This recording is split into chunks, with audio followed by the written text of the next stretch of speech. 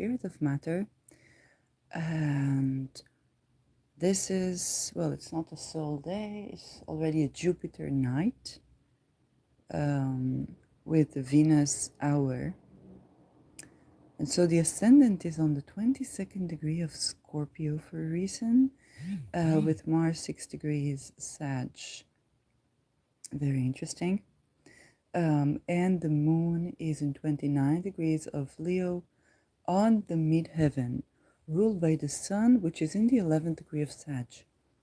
And so you know that these degrees, the 22nd, the 11th, are kind of like a life and death, the life and death issue. And perhaps this is why I was called to talk about this. I have no idea. This is, Venus is on the 29th degree of Libra, releasing the square with Pluto. And Capricorn, Venus is in the 12th house. For this chart, the descendant is conjuncting Uranus. And, you know, this is where I believe that I'm half channeling for you guys, because I was kind of like waking up from sleep and I was like, I need to record this. And the thought I had in my mind had to do, you know, I was given astrological weather reading for you, and something came up, I think around the Scorpio ascendant or some ascendant or maybe Pisces, I don't know, that had to do with, for December, with some sort of a creative, either creative rights litigation or litigation over a credit, over a project. And I said, if it's something like this, or if maybe for child custody, and I said something like this, then the Mars is squaring Neptune, so there's going to be a loss there, and it just went with me, and I was thinking about litigations and about businesses and about creative ideas. And my opinion around litigation is that you need, if you don't litigate someone who has more wealth than you, then you are not litigating, you are abusing the art of heuristics. But then, and this was prompted as an argument, it was kind of like a final argument that I had with someone who is also a creator. And she did something that's like taking something that I wrote and put an emoji and then used it, and wasn't willing to give me credit. But I was like, it's a word, it's a Facebook post, I'm not going to do. She works in publicity. So eventually it was, I think with the Jupiter retrograde, this Jupiter is the eagle, and she put an eagle. I think Jupiter was crossing the same point, and then I was saying, you know, fuck it. And I said, and I wrote the same thing that I wrote, and I said the original without the ego.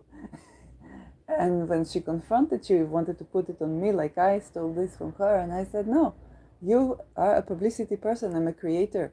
I know you put this eagle so that I won't be able to sue you. Not that I have any plans to sue you for this thing. It's just a Facebook introduction, kind of like a line you write on Facebook. That's not why I ended the connection. But this whole began as a creative rights thingy. And then I thought about the art of letting go when it comes to business, because if you are talking about having a business and some corporation stole from you, this is where, in a correct world, you should be litigating and receiving a very big compensation, and or litigating for your credit to be listed in those things. But when it is a person that doesn't have the wealth, then are you becoming corporational? And is your litigation, if you do something like that, is your litigation actually oppressive of the ability to make a living for someone and learn the process of doing this correctly? Because there is human trafficking at every corner. There are refugees issues, there is human trafficking issues. Being of certain nationality does no longer exempts from that, okay, by 2030. And you think, but how come from this conversation talk about parenting? Because I feel that when people do that, sometimes they do that and they don't understand you have created a field. Okay, if it's career. Yes, Sagittarius for me is 10th house. So I think in terms of career, but it's not career for everybody. And it's also to do with parenting. Because if you are creating a brand new field, two things you need to understand. First, you're not the first person who thought about this. Maybe you're the first person who had the wealth to execute this, but you're probably not. As something that I've learned around being quite innovative in my field is I know that whenever I think about a big idea, there probably are more people that think about it, and I know this from academia. And you've been very cautious about saying, well, I'm the first that thought about this. And I'm being very cautious when people tell me, I'm the first that thought about this and this and that. Okay, I was thinking that I'm the first that thought to bring certain information into Hebrew, and then there are maybe secret groups that I didn't see. There were no searchable groups at the time, but this is all I know. It doesn't mean that nobody thought about this or that there were closed groups that they couldn't search on Facebook that did the same thing. It was about basically bringing the knowledge from English to Israelis. It was not just a big deal, just bringing something in.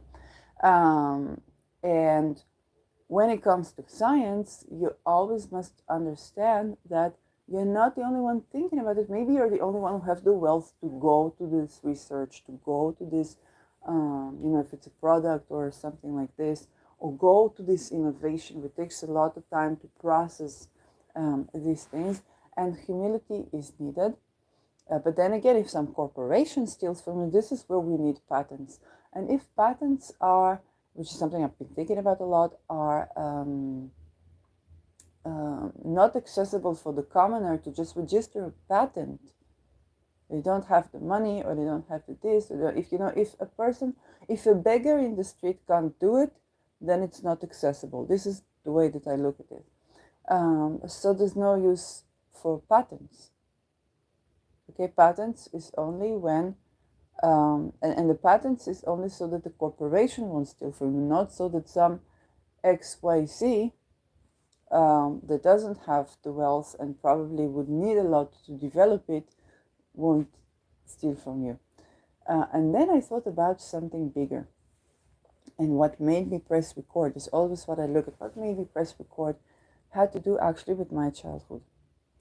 Because at that moment when I thought about career, and I'm saying, when this happens, maybe a person is creating a bigger, and it maybe some of you, okay, maybe some of you, my viewers, because it's a sort of a channeling, I get to talk about something and something comes up and I think about it, so it's probably for you.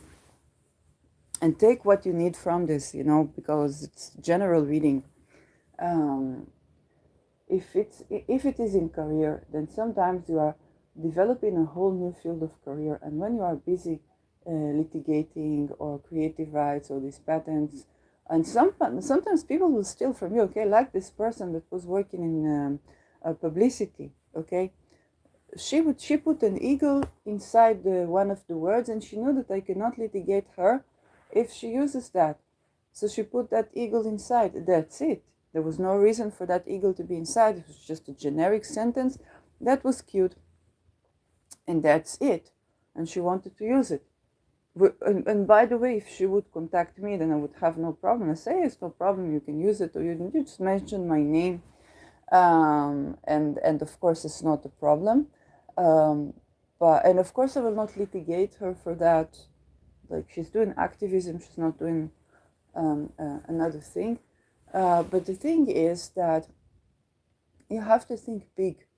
And if you are opening a field, if you're growing a field of something, then what's important is that you will be acclaimed for your contribution to the field. Say, one of the founders, probably, as far as I know, I founded this, but for sure more people thought about this.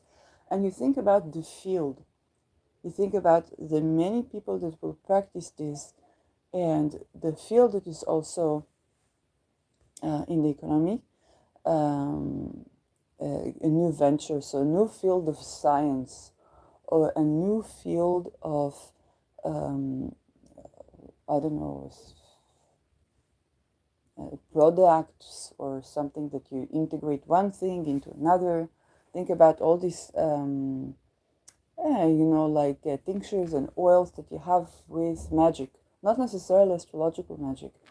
Um, and you can sell an entire product as a magical product, which is like, oh, in some countries, like for me, this is new, where I come from. It's like you can sell it as medicine, but I did not know you can sell it as like magic, which makes it easier if you are dealing with certain regulations, and as long as you don't make promises in the product um, that are not ethical to make, then it's actually really nice.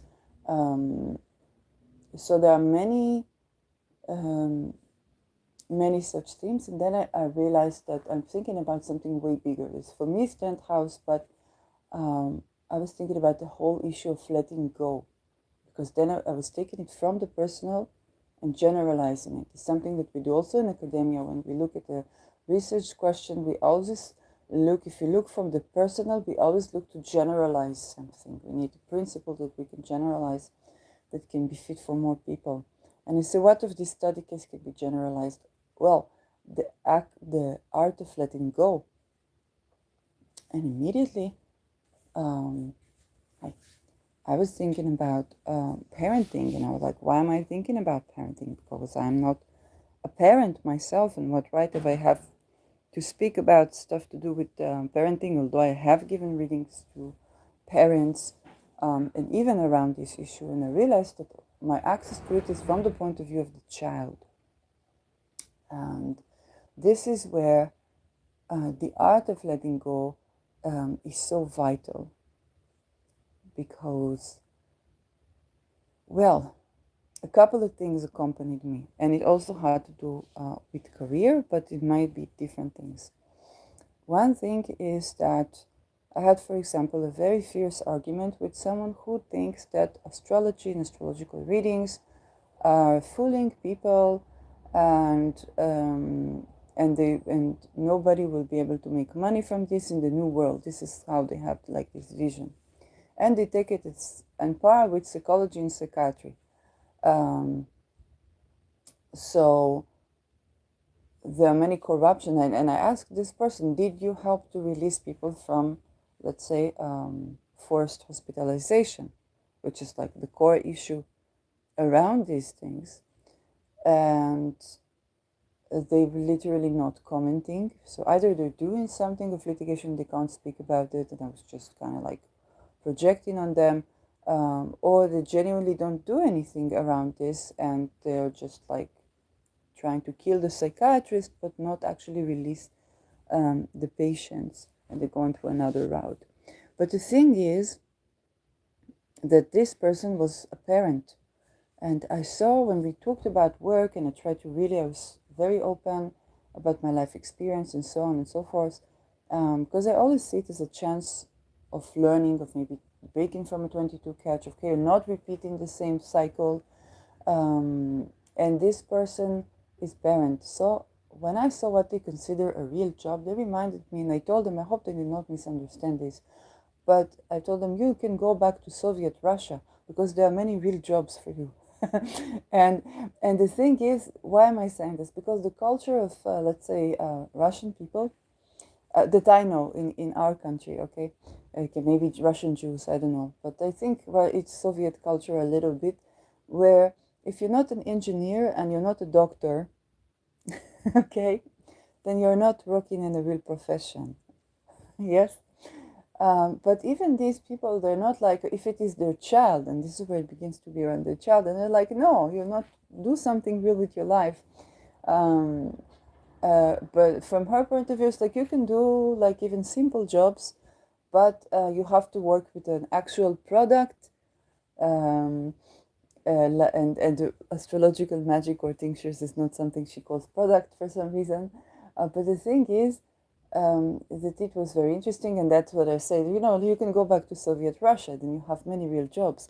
Um, But at the same thing, I was thinking about another field that they were trying to regulate, like is sex trafficking. So they tried to regulate sex work for sex trafficking. I said even when they did that, they were criminalizing the client. They were not criminalizing the people who don't really have any viable job to do that do this.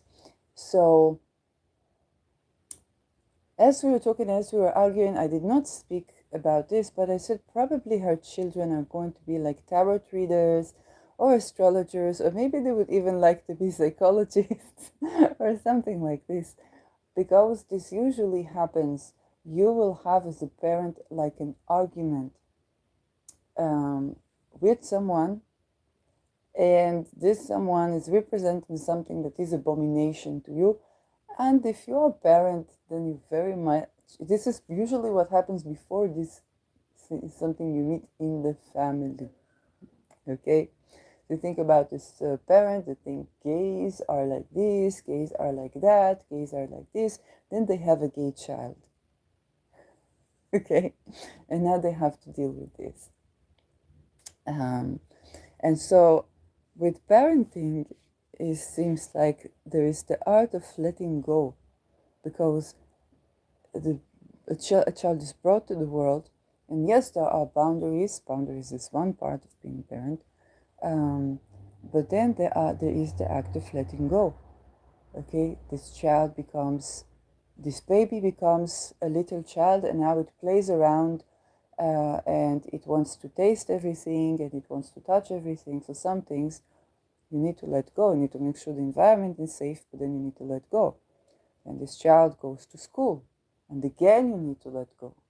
Okay, even if you do homeschooling, okay, again there is levels. And then this child becomes a teenager. And I remember in particular a mother that had a child that at a teenage decided he's going to go to a boarding school or something like this in Germany, and she lived in another country. And she knew she had to do letting go for her child to go there. It was very difficult for her because she was so wanting to protect and do the mothering thing. And indeed, she did that. And so, even in raising like her daughter, suddenly her daughter, becomes like 8, 9, and she always liked makeup, but then she comes having, I don't know, doing a TikTok video about makeup, and she's all made up, looking beautiful, and she's like, oh my god, my daughter is wearing makeup. It's another act of letting go. And eventually all this, and I met her actually recently, and she was in the process of such letting go that she was doing a thing where she says yes to everything. She wants to do something, and she's offered something, she says yes to everything. And it took her on such a journey that affected more relational stuff and more things in her life. But it was the art of letting go, and you could see how the process of being a parent to this child, they suddenly want to go to Germany. This girl suddenly puts on makeup at 10 or 11, wants to make a TikTok video. And eventually it instills in her such ability to let go that she's doing this and practicing this about herself. It's not even her inner child, but her adult self, which I found quite beautiful, because the very act of birthing, I think, is letting go. What I heard from mothers or people who gave birth, in holistically and home birth, is that there's such letting go that some people would describe it as the agree to die, like to let go of life in order to bring life. It's very much eighth house. It's very much eighth house, which is associated with birthing, and the only access to this that I have is of being a child to someone, and the understanding how the letting go was important and vital to my life, and knowing that the letting go was very difficult. And it's not for nothing that this is on Ascendant Scorpio, that I began this because the water elements are so associated with the cosmic life. Okay, so it's the water that births something, but also of being attached to the mothering, the spousing, the clinging, or the creative project. Okay, it's like you create something, you put your heart and soul into it, and then you have to release it into the world that you've actually built. And when you let go, you're building something, you're allowing for something, you're birthing something even bigger. This is what it is. Okay, you're birthing something even bigger when you're letting go of that. If you think about creation, okay, I'm also a writer, and there is what you write, and there is how people will interpret it. I put a podcast on air. Some people will interpret it so, some will interpret it so. I release a story. It meets the viewer and it creates junctures. I wrote a satire, Sugar Free Lemonade in 2017. And then lo and behold, some friend called me and got to know me through this writing on Facebook. And she decided to litigate her institution and the offender, because she had to litigate the offender. And I was like, how did you learn this from my satire? I wrote about the structure of the academia and how the structure needs to change, and headhunted won't work, and so on and so forth. And I meant also the juristic system, because you study also law in academia. How come you understood this from what I wrote? But then she said to me, when I decided I'm litigating, something in me felt like this is the path, this is the road, this is what I should be doing.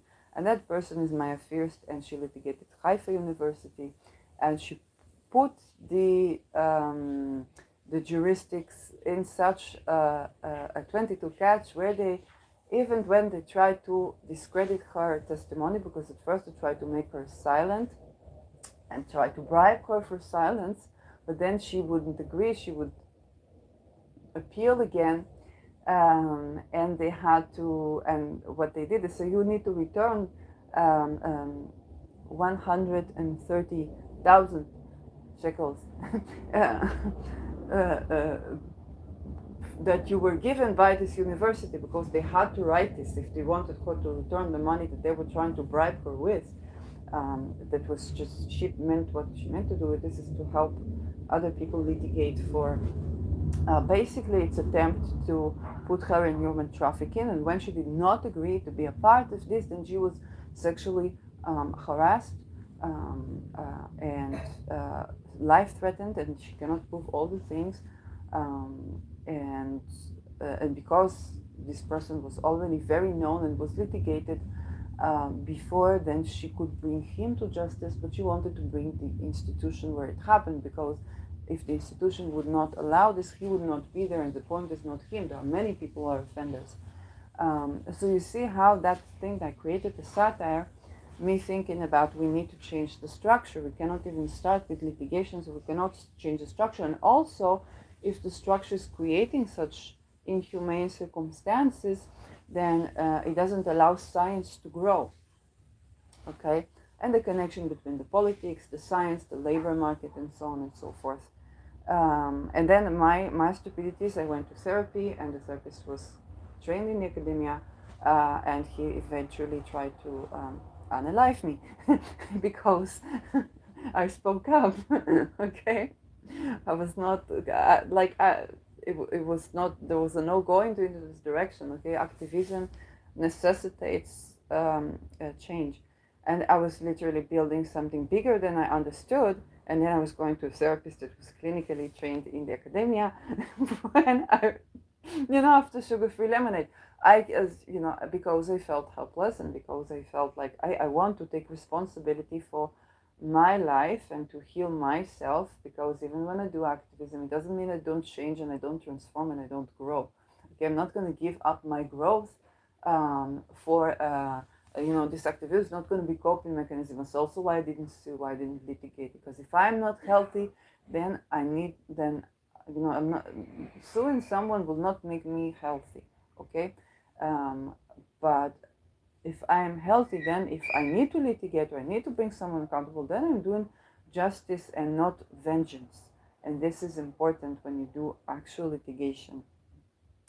It's something I know since age 10, because the first thing that I thought I will be in the future was like, everybody wants to be an actress. I'll just study law, and I thought about criminal law, and I understood there's just no way I can do this and succeed, because it would just be like the ego boasting of risking my life, and then I can die, but not having achieved something in the actual sense of it.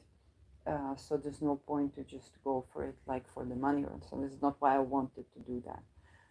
And also there are things to do, and that's why I went to psychology. There's things to do that with psychology and with society, that some things that we consider crime could have been dealt with in other fields. Okay, so why am I saying this? When you are birthing something, whether it is a child or it is, I don't know, letting go is required. Okay, I couldn't argue with this Maya first, like, don't do this, don't litigate, don't do this. And eventually she was very successful. If you understand litigation, if you understand what's going on, if you understand what she was dealing with, because we thought we were just sexually harassed. And it was like, it's not okay to sexually harass people at work. This is what we thought it was. Okay, she saw that he was like running cold, but there was like, this, because of this trauma, there's one thing that doesn't make one thing with another. You say, we already spoke the things, but the inside we thought, I didn't even think I was sexually harassed at first. I was thinking there was something that this person is doing that is like a psychological abuse, but what I can talk about is those things that are intergenerational, and those things that are structural, and not to headhunt, because this is just one person, he's showing in my life, because there is a bigger equation here, and I need to tend to the bigger equation, not to forget the ex that played the part, but also if I want to actually make a change, which is what I want, to not be in a situation where I'm going to work and I'm sexually harassed, then I need to understand why is it happening, how do we interfere, and how do I change it, because I cannot go to work like this. And maybe a part of it is that I need to do something creative, and I need to be truthful to myself even more when it comes to making a life while making a living, and not compromise so much, so that I won't end up with the people who basically betray themselves and the creativity, and I say this with not blame, because I understand this is reflection, and there is a lack of belief that we can make money from being creative. Okay, maybe from painting, or from singing, or from writing, and so on and so forth. But with me, it's also a lack of belief that I can litigate for when it comes to criminal law, because it's something that, now that I understand this, it's something that was in my childhood, and that I can tend to this issue of crime, and do this humanely and respectfully. It's a realization that I have right now that is not making me at ease. So these are thoughts about birthing from the point of view also of the child, because you birth something way bigger sometimes than you understand. And when we try to control this, when we try, and I'm almost 40, and I did not birth children, perhaps because I understand it. I know, given astrological reading to parents, and I saw how one child, it's kind of like one lesson of letting go. And for many parents, it was because maybe it's to do with my story of the birthing of me, but it's also a story that I am a part of. Okay, and that was the story of letting go, and and I saw this with parents. To some parents even lost connection with their child for several reasons, and many things like this. And they knew this, like, I have to let go, but it's so difficult. And so it's also to honor the difficulty that it is, because these are the people that are of the water element. Usually water element is involved here very much, because this is the element that care gives but can also stifle. It is the snake of the kundalini but can also be a choker snake. So it is in our relationships as well. It is actually one person that I had violation of sexual boundaries with. He didn't know that that was how like this is what it was for me. Um, and I'm being giving him a lot of credit. Like, at least on a conscious level, it's very likely that that was the case. So he said, "Oh, women need to learn how to let go." And I was like, "Yes, but we also need to be we also need to feel safe in order to let go." And then there is this situation where women don't feel safe, and so what they have to cling to is either something they created that is theirs, whether it's to give them like a patent or something financial, um, or something creative, or to a child to give them validation, um, or to feel needed. Okay, and then they can be like more in control of what happens, um, and and then for like the boys or the people on the other side of the equation, they can be feeling stifled, and they don't have the ability to grow, to develop, and so they cannot offer, because they don't know who they are. They cannot offer the stability and security that the woman needs in order to let go and have an orgasm. Okay, and then this person tried to do with me is to approach me in a certain way, and I experienced something very much like the dissociation and many things that people experience when they have like physical sexual boundary violation. And I also understood, like, I was looking from these people that went through this, like in the physical, what helps them so that maybe I can heal myself. And even he noticed this, because he asked me, I said something like, I feel a failure. And he said, were you raped? And I was like, you raped me. Okay. And that was the only way that I could express this, so you can understand how this is an intricate situation. It's a conversation I remember. It was 2007. I remember this until today. Um, but this thought of the conception or the birthing, it's like we need to feel, when we are safe, then we are able to let go, and we need to also let go in order to feel safe. Okay, when it comes to like the other side of the equation, like if people feel stifled and then they choke. Okay, they feel stifled and then they violate the boundary, and it's something that happens, I think, not so much of their choice. And the situation doesn't mean they're not accountable, they're not this, they're not that, but if we look to like resolve this, then a compassion is needed.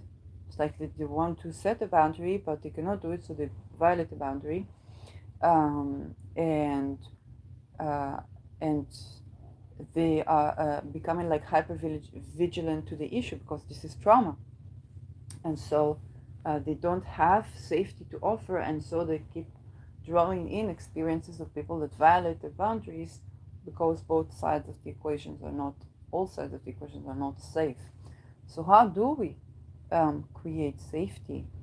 Um, One thing is to connect with the soil, but then on a political level, it becomes like people want to, you know, it happens on a political level, on the ground level, where people violate each other's ground because they want to hold to the ground, but the ground now becomes infertile.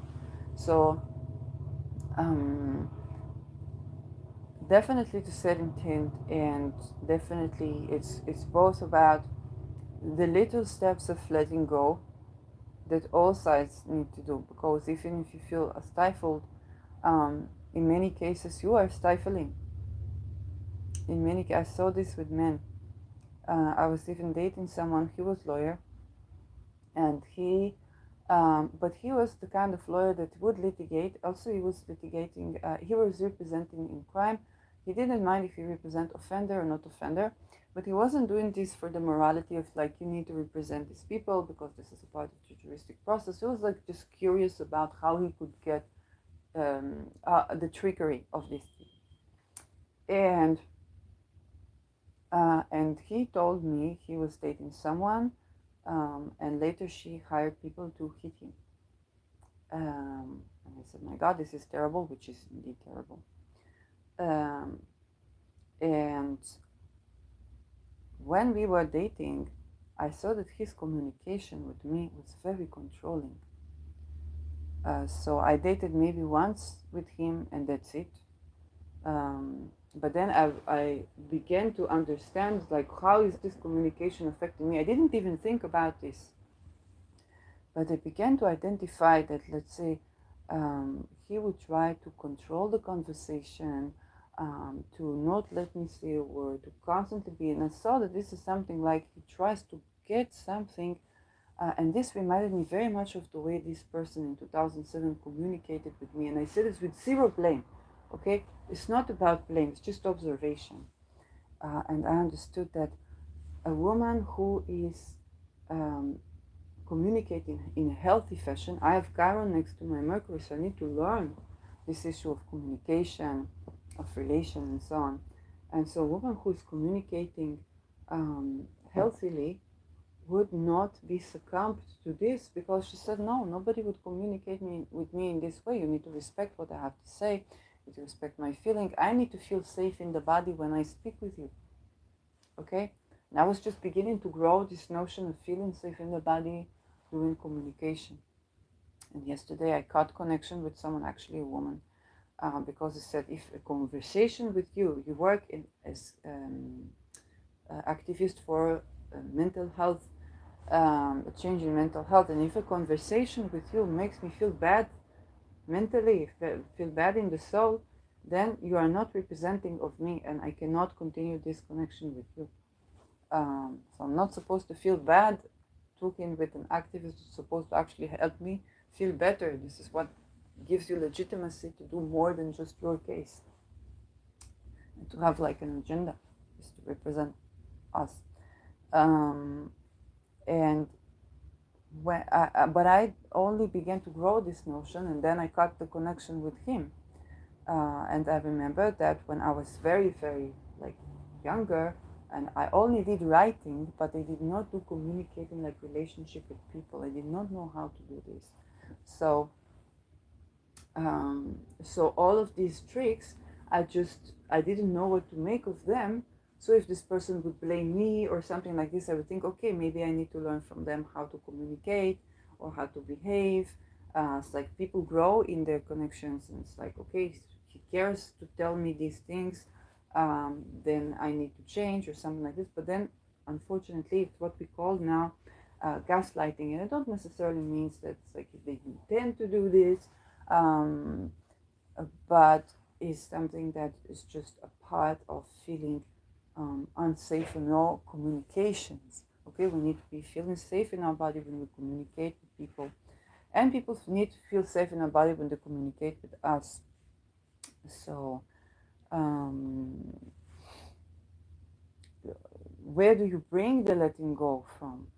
Where do you bring the letting go from? Well, some of it might be carrying to your inner child, tending to your inner child, by you, okay, not by therapy. I'm not saying don't go to therapists, don't get a reading, don't this, don't that, but there is this also important to understand that there is an equal level of relation when you go to get a reading or when you go to get a therapy, especially if it's like psychodynamic. You're supposed to tend to your inner child, and this is it's only working when people have this certain level of you know what is difficult, because sometimes it kind of like, as long as you are this poor person, then they care for you, and then when you begin to assert yourself, just like with the parents, then sometimes they are victimizing you. And this is the problem when you go through a long process of like healing with someone that's based on dynamic relations between you. Um, and I'm not saying that I haven't seen that there's no such thing that works, but it's something that you need to take into account because this is what it is. And eventually it's like two people try, and then unfortunately they go through something again, which is like for me it was life risking to getting out of that type of therapy. um, so it, we do need people around us, and then it is also about tending to our inner child. We do need to have our needs met also by society. um, I very much agree with, I don't know if it was plagiarism or not when it comes to certain teaching by certain gurus that were doing some plagiarism before that. So it's kind of like you don't know because they don't give credit. But I do believe that it's true that we need to meet our needs also but in society. It's very true. Um, and then there is also the tending to our inner child. And it's also the question of structure because it touches on the question of choice. Okay, and when people understand that we want to have the structures that allow us for making good decisions in life. It's both our health. Okay, we want to eat well. It's both our exercise whenever we can. It's both our societal structure. It's both the house that we are living in, um, the fertility of the soil, and so all of these are affected by our choices. Um, but also we need these to make better choices. So intention can go a long way in this situation, I believe, and compassion. Okay, uh, and this is what gets people like back. If you like made an accident and you need to go back on the road, then usually it's about going back on the road. I try to go back on the road and to like date people, and it did not age well. Like I just saw that the problem is bigger than I thought that it was. So maybe what I say here is even, we are living in a very interesting time of overall change. Um, but then it's also about understanding that you are building something way bigger and birthing something way bigger than perhaps you thought, even if it's a child, okay? And the many things that bother you, like as a parent, or that you exclude from your world as a parent, then your child is going to invite those things in. This is why when people had abuse, and then you find out that they try to put us like in human trafficking or something like this, then it's more difficult to conceive or to think about having children because it's those things, and I'm tending to those things, but it genuinely is challenging. It's not like, will my child be an astrologer? So they'll be an astrologer. Maybe you need to tend to that they won't be persecuted for being an astrologer, but they'll be an astrologer, so they'll rebel you and be an astrologer. I'm sure that this person that told me that was so going on a crusade for not allowing me to make money from astrology will have, like, your children will either go to astrologers or they will be an astrologers or they will be a tarot readers or something of that sort. Yes, um, can be also said maybe they will develop the field of psychiatry into something that is different than what we go against. Okay, like the open dialogue or something of that sort. I don't know, um, but it's usually working in such ways. And you need to think about what are you rejecting from your world because the child is going to bring that. I had a parent who was afraid of people who were cuckoo. And then their child, the only way that I could get funding for studies is by the welfare acknowledging me as cuckoo. They said, okay, fine, just give me studies. Call me whatever. Like I was pushing for this because I saw I cannot work in a regular job, I cannot keep a job. And then my feet are, I'm not able to work on my feet. I can walk, but I cannot like stand. So, and then I try to do something with my, like just sitting. So then my throat aches and I have allergies. And then something, simple like computation. Then I have mistakes with the computer. So what can I do? But I can teach people, which is funny. I can teach like languages and um, and then, then there was COVID, so it was very interesting. But then I learned something like aromatherapy or like astrology, that I am actually, if I have a program that calculates for me, then I can do this. And then people are like, but this is astrology. Okay, this is astrology. This is my 10th house. It's in Uranus. Yes, oh, the sunrise. So there's one thing that they had to kind of deal with, and my litmus test for every society is like, how is LGBTQ rights for you? Okay, you can understand that was being rejected too. So this is also tending to perhaps a Chiron root, because everybody has a Chiron in their chart, and the Chiron is what the parents maybe reject. Now that I think about it, because it's where you were kind of like rejected, and whenever somebody tries to heal you, it doesn't work. There's some aspect of yourself or your life that you need to explore. So for me, with Chiron in my 2nd house, many cases I would not have money. Like even when I bought like a magical tincture, okay, I did not have money to buy these things, and I first had to learn how to make them myself. I don't say that I can do it like professional, but and only then the gate of wealth opened for me to buy this. Same with aromatherapy. I did not. My studies of being a holistic health practitioner began with me not having money to go to a holistic practitioner. Okay, so that what they offer me at conventional medicine is not working, and I did not have money to go to holistic practitioner anymore. Okay, my parents took me when I was younger, but as older, I did not have money.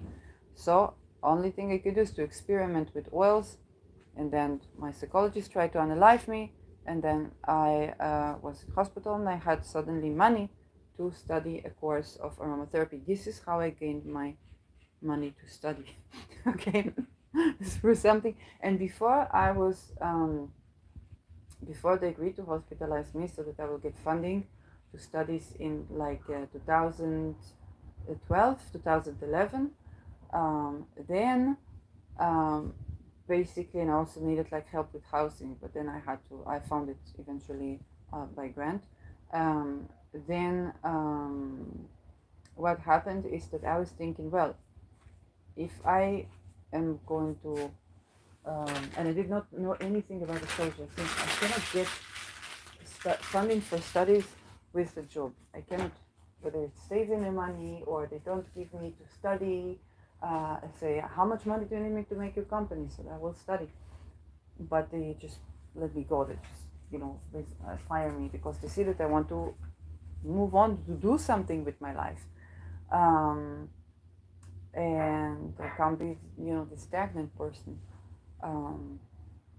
And so when I think about this, and then I thought to myself, oh, if I will do something and I will be like in jail, will they let me study? Because I felt bored with life, I felt something empty in my life, and studies were filling it. But then when you study in a job, then they are penalizing you because you study. And I'm like, but we can do something maybe for the work, or maybe I was trying to make it go with work. That's what my passion is, to go with work. My passion was to study, just to study. You get many things I could study, like I didn't care, I just like to study. and and before I was going through the route of like from hospital, and they acknowledged me to say I'm cuckoo because I was already suicidal. So they say you're cuckoo, and then I can get funding.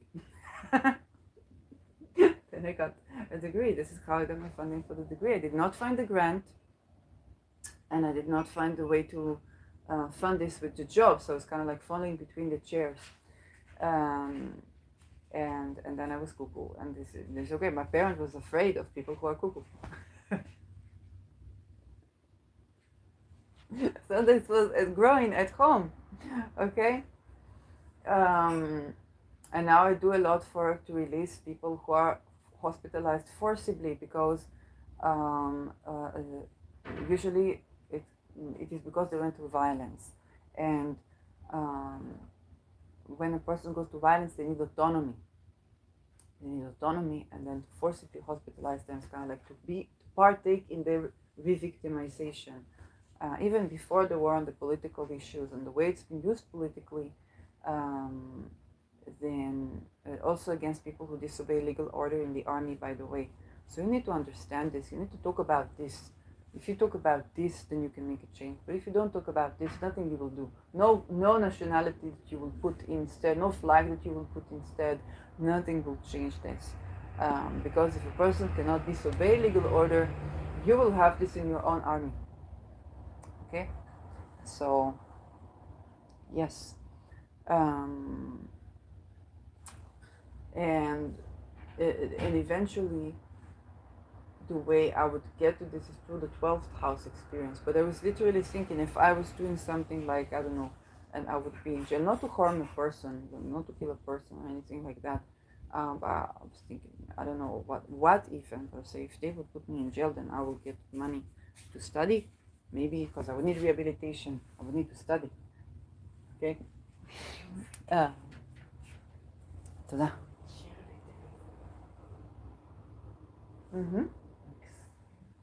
So you can understand how this young child that thought about a criminal litigation as profession runs into situations where they're like, okay, how do people get in jail? Okay, many cases are also like this, not all the cases. Wait. So this is the part of the processes of growth that we tend to in our lives, and where is letting go coming from? It's basically from feeling safe to experiment, and then there can be more letting go and more letting go. I remember after what happened to me, like in 2007. Then this person asked me, like, maybe I was doing like mistake, and I didn't want to put the person in a position where they feel a failure, because what I took from it is to experiment more. I said, okay, maybe. At first, I said, okay, I'm making my next mistake. Make it like, because experimentation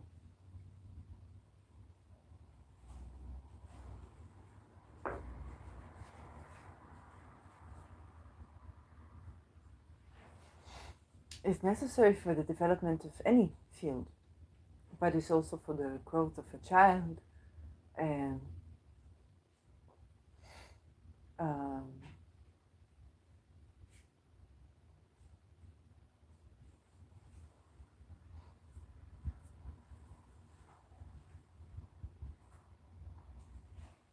and I remember even when I was in therapy with They Don't Know What's Energy, then the issue of experimentation came in because I was trying to manifest. So I said, I'm trying to manifest my therapist. And I manifested two things. I manifested healthy love, and I manifested therapy like that sees me, that so and so on and so forth. And he saw me way more than I thought, because he went into my energy. He would literally astrally project. I know how to say this now. Astral project into my energy. Is as I'm saying this, I have to kind of like set a boundary to my energy. So, um, uh, and then he, I don't know if he fell in love or whatnot. So it became like a joke.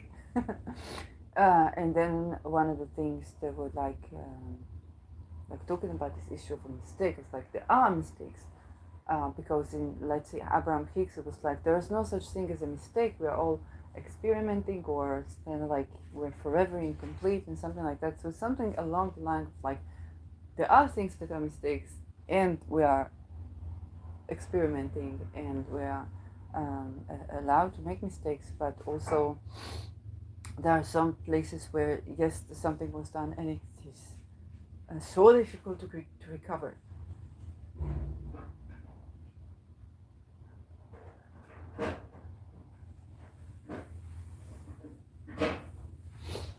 Um, and then unfortunately such thing happened with a therapist. It was very, very difficult. That is, became murderous, but because they had, great skill in psychology, then he became murderous in a very, how should I say it, a way that people cannot catch. So I had to deal with this alone, and I'm like, I know something is going on with this person, but it's like, it's so fucking weird. And that's very scary. So, um,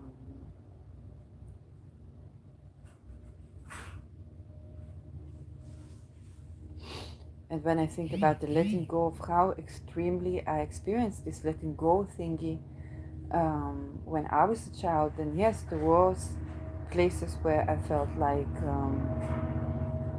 oh my gosh, this is too much, or there was really a life thing, but there was also an history of life and death kind of like risk to my ancestry, um, and um, and then you want to kind of like recover from that, to change that. So my story is, I guess, more extreme than most of y'all. Um, but essentially, yes, maybe that's my Chiron wound. I don't know. Chiron here in the 6th house. Vertex was applying to Chiron. Sun applying to Chiron. I don't know.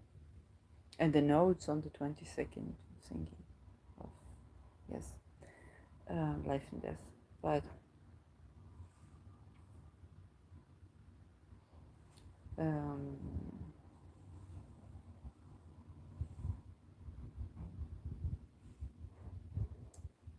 I think this is more of like reflections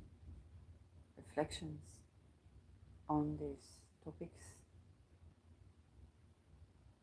And I have to say to you before I said to, didn't know what's energy. I was thinking about my commitment style because I guess I had an affair with him, but astrally, but I wasn't thinking of it like me and him are going to become like couple or something like this, but more like I'm manifesting. So something came up, and then this came up from this therapist, and I'm exploring this to see what I like, what I don't like, and from a therapeutic point of view, this was also how we use this. So I was thinking, okay, what is my commitment style? So let's say because I believe that when I'll be like ready to manifest, let's say, a healthy relationship, and to kind of like move on with my life, then this I would naturally run into such a person is compatible with this. So I was very optimistic. Jupiter was invisible in Scorpio, I think, back then, which is my 9th house. But the thing is that I was thinking about my own like commitment style, and I was afraid that if somebody would want to be like with only me, then they would be like stutterers or something like this, and it made it difficult for me to understand what I want. Okay, for you think about, let's say, children, or should I bring children? Then there's this issue that I want to be free or to have my schedule free and so on and so forth. But also there's the question of like the financial ability to caretake, or the psychological ability, or resilience, or ability to take care, to contain, and something like that. And it's like, well, I was tending to my fertility. I was tending to this question. I said I want to, if that this would be from, let's say, if I really don't think of me as a parent or decide to be a parent, okay, then this should be like out of choice, not out of necessity. So I need to take care of my financial situation. Like I need to take care of myself as if I was going to bring a baby, so that I will decide. Say, okay, if really I don't see myself as parent, then I can decide and see and be whole with this decision. But if I cannot afford, then how can I say this is my choice? It's because I cannot afford. I cannot afford to have baby. Okay? Or if there's corruption or pedophilia, or I'm not saying pedophilia is the wrong thing to say about this, because there are people who are hurt in childhood or not hurt in childhood, and they have attraction to kids, but they don't do anything about this, and they also help each other how to not hurt children and live their lives. So pedophilia is not the correct term. It's sexual offenders against children. Okay, is the correct term. So if there is this issue, and it's a global issue, and all the trusts are kind of based on, like, you perform a crime, then we can trust you. You perform a crime, then we can, and the greatest crime of all is to hurt a child. And so this is how their trust, and this trust is actually economical, is invested, is based on hurting a child, so that they can trust each other. When you see how this is cannibalistic, this is yes, this is the type of thing we can invite Procyon for, because this is something that they do to create trust, but it's already eating at the humanity.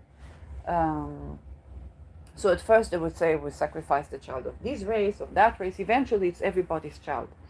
So of course, how if this is happening in the world, then how can I say it's my choice not to have children? Maybe I would want to have children, but if this is such a risk and I know that there's no way I can protect them, then no, perhaps there's a bigger letting go, but here is also letting go, just like it's also being irresponsible.